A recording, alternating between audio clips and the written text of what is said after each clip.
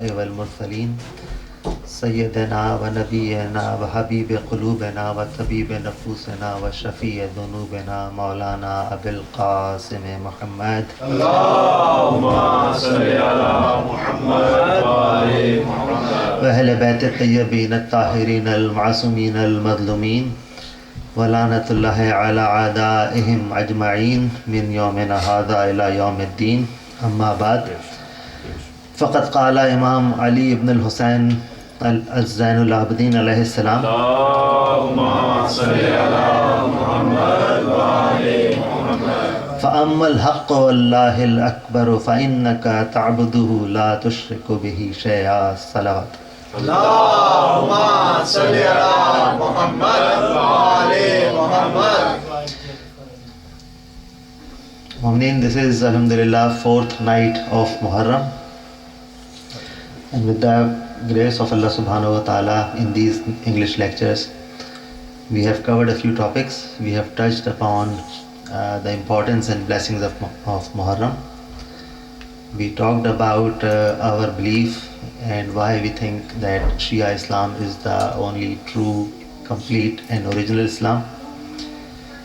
And last night we discussed some of the dimensions of ibadat,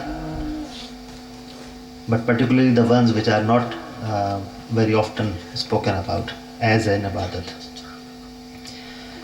And today inshallah we'll try and start our discussions on rights. MashaAllah. And broadly speaking, there are three main categories of rights. They're classed as Huquq Allah, or the rights of Allah subhanahu wa ta'ala, Huququn Nafs, or right of the self, and Huququl Ibad, the rights of the people. And today's talk is going to overlap to some extent with the talk that we had last night, because it was about ibadat. And of course, when we talk about the rights of Allah subhanahu wa ta'ala, which is the topic of today's talk, there will be some overlap with the last night's talk. And when there are rights of people, of nafs, there are some responsibilities as well. But of course, the first and the foremost right or of anybody is Allah's right, and the first and foremost duty of a human being is towards their creator, Allah subhanahu wa ta'ala, our Lord.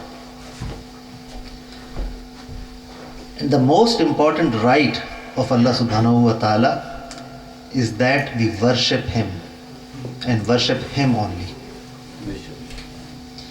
Our fourth Imam, famously known as Imam Zainul Abidin alayhi salam, Allahumma salli ala Muhammad wa ali Muhammad. he says in his famous book Risalatul Huquq, which is available in English as under the title of the Treatise of Rights, and we will be inshallah quoting that book a number of times over the next few nights. Imam alayhi salam says, فَأَمَّا الْحَقُّ وَاللَّهِ الْأَكْبَرُ فَإِنَّكَ تَعْبُدُ لَا تُشْرِكُ بِهِ شَيْئًا.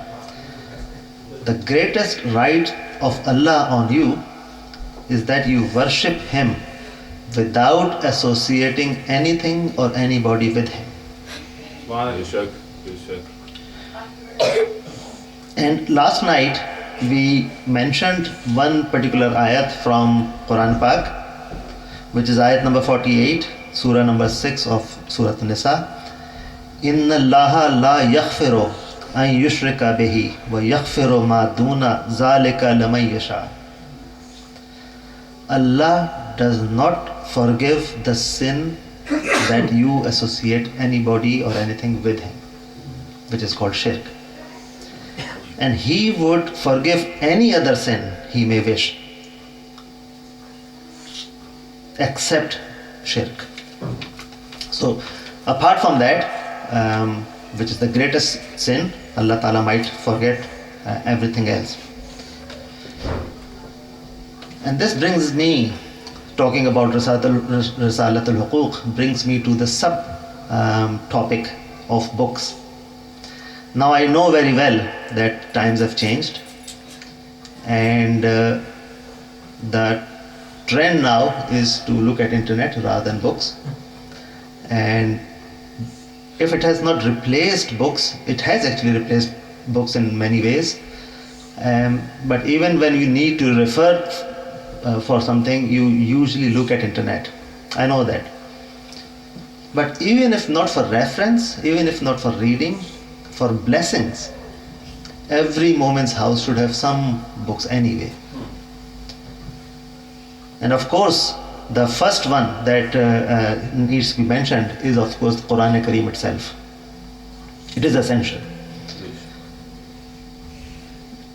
And reading Quran without understanding it has its blessings as well, but understanding and reading has its higher blessings. I'm not aware, and obviously I'm not an internet person in many ways. I am in some ways, but not in many ways. I'm not aware of many translations of Quran from the Maktab of Ahl Bayt easily available. Yes, there are some scanned tafasir or translations, such as Tafsir Namuna, which is available in Urdu as well. But the internet or the net version of the Quran with index and everything is, I'm not aware of it if there is any from Maktab Ahl Bayt. There are several translations in Urdu, for example, Maulana Maqbool Sahab, Maulana Farman Ali, Maulana Zishan Javadi, Maulana Mohsin, Maulana Ali Naqvi Sahab, and several others. But I'm not sure, I've not seen any of them in the form of the net version of a book on the internet. And I'm not aware of any good translation of Quran from the Maktab of Ahl Bayt in English. Net form or paper version. If there is one, I would like to know from you, but personally I'm not. But anyway, any translation preferably, but a good translation. But Quran Sharif itself, that has to be in a Momin's house. Another book that needs mentioning is Nahjul Balagha, the great collection of the sermons and the sayings and the letters of Imam Ali alayhi salam. Allahumma salli ala Muhammad by Sayyid Razi. Another one is the collection of du'as by our fourth Imam, famously called Sahifa Sajjati or Sahifa Kamila. And like I mentioned, the treatise of rights or Risalatul Huquq, Tawziul Masail, the Islamic laws of the mujtahid that you follow, and so on and so forth. There are several, but at least the ones that I have mentioned, I think these are probably essential in any Momin's house. Let's go back to the rights of Allah subhanahu wa ta'ala.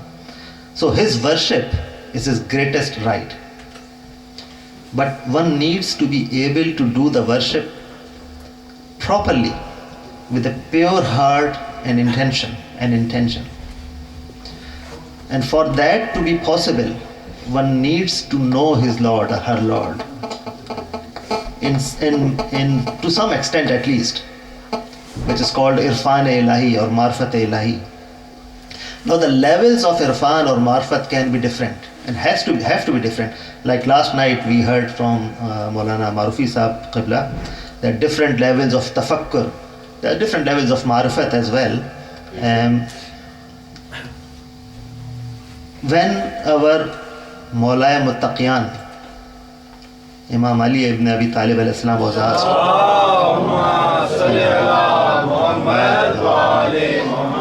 he was asked, did he worship an unseen God?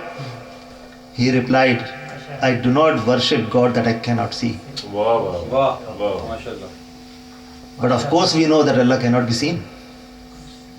And we all know that famous event when the Prophet Musa, he, on behalf of his nation, he asked God, and Quran quotes this as, Qala Rabbi Arani Anzur Ilaik. Musa said, Oh Lord, show me yourself so I could see you. And what did God say? Qala lan tarani. You can't see. Wow. And if And if Prophet Musa can't see God, who can? And that's because God is not visible. You can't see God. So what does Imam Ali mean when he says that I don't worship a God that I cannot see? It doesn't mean these eyes or physical eyes. Wow. He means the inward eyes. Wow. And that's called marifat. That's called irfan. Subhanallah. And this is why Imam Ali also said that if all the veils and curtains, and it said that there are 70,000 curtains, if all the curtains are removed or lifted, there will not be a slightest or an iota of increase in my mind.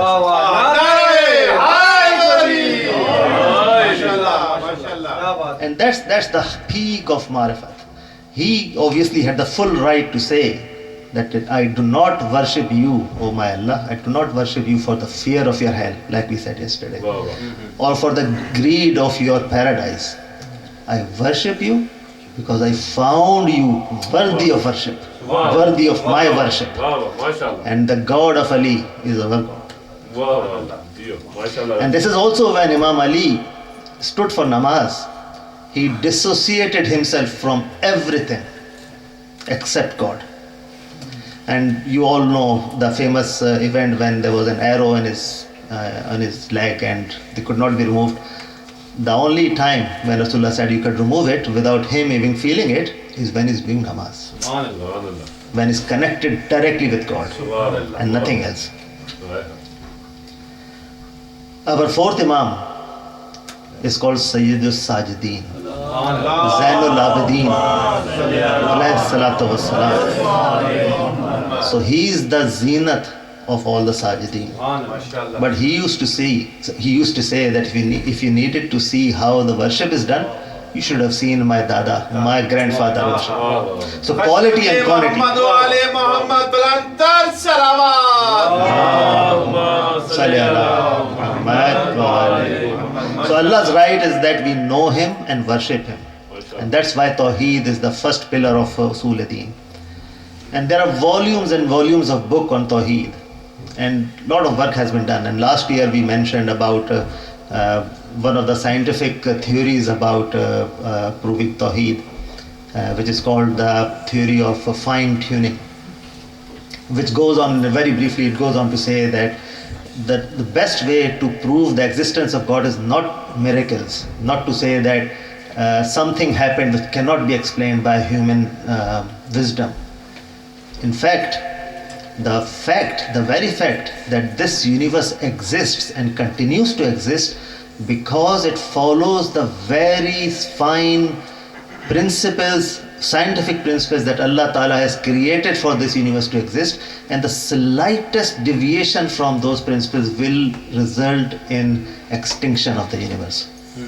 That is the greatest proof of God's existence, according to one of the most famous philosophers of our times. And we mentioned, and I don't think there's enough time to go through all these things again, but obviously we mentioned Baqir Sadar's great work on this, and we also read about an extract from Imam Ali's khutbah number 185 of Nahjul Balagha, where he discussed Tawheed in some detail. But let us remind ourselves of some of the descriptions of Allah subhanahu wa ta'ala from Quran itself MashaAllah. to gain some marifat for ourselves. Ayat number 26 and 27 of the third surah of Quran, Surah Al Imran, are called Ayatul Mulk. And just listen to the grandeur of Allah Ta'ala. قُلْ اللَّهُمَّ مَالِكُ الْمُلْكِ تُؤْتِي الْمُلْكَ مَنْ تَشَاءُ وَتَنزِعُ الْمُلْكَ مِمَّنْ تَشَاءُ وَتُعِزُّ مَنْ تَشَاءُ وَتُذِلُّ مَنْ تَشَاءُ بِيَدِكَ الْخَيْرُ إِنَّكَ عَلَى كُلِّ شَيْءٍ قَدِيرٌ تولج الليل في النهار وتولج النهار في الليل تخرج الحي من الميت وتخرج الميت من الحي وترزق من تشاء بغير حساب. Say, O Allah, Master of the kingdom, you give kingdom to whosoever you wish, and you take away the kingdom from whosoever you wish. You honor whoever you wish, and you dishonor whoever you wish. In your possession is all the good things. Surely you have power over all things. You make the night pass into the day, and you make the day pass into the night. Subhanallah. You bring out life from dead, and you bring out death from life. And you provide sustenance, risk to whoever you so please, with no measures. And my friends, this Allah, this powerful Allah, He asks us, وَمَا خَلَقْتَ الْجِنَّ وَالْإِنسَ إِلَّا لِيَعْبُدُونِ. We created all the creations so that they worship me. So it's our first and foremost responsibility or rights towards Allah subhanahu wa ta'ala. Another ayat number 56, surah number 51, Az-Zariyat, Allah ta'ala says, no, that was the one which I recited. There's another surah number 64, ayat number 16, At-Taghabun. فَاتَّقُوا اللَّهَ مَا اسْتَطَعْتُمْ. Be careful to your duties to Allah as much as you can. And we declare and submit, as another ayat says, like we discussed also last night, Inna salati wa nasuki wa mahyaya wa mamati lillahi rabbil alameen. Verily, our namaz, our ibadat, our sacrifices, our life, our death are all for Allah subhanahu wa ta'ala. And then this all powerful but also all merciful Allah says, Inna akramakumul indallahi atqakum.